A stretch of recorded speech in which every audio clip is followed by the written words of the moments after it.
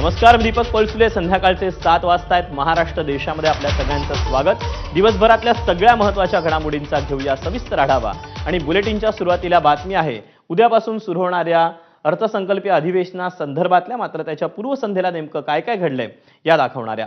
अधिवेशनाच्या पूर्वसंध्येला पार पडलेल्या चहापानाच्या कार्यक्रमात नाराजी नाट्य पाहायला मिळालं. या कार्यक्रमात अजित पवारांनी धनंजय मुंडेंशी संवाद टाळल्याचं चित्र दिसलं. अजितदादांच्या समोरच धनंजय मुंडे उभे होते, मात्र अजितदादांनी ना मुंडेंकडे पाहिलं ना त्यांच्याशी संवाद साधला. याउलट धनंजय मुंडेंच्या समोरून ते निघूनही गेले. या व्हिडिओची सध्या आता जोरदार चर्चा रंगली आहे. अजितदादांचे जवळचे मानले जाणारे धनंजय मुंडे हे परके होऊ लागलेत का, असा सवाल या निमित्तानं उपस्थित होतोय.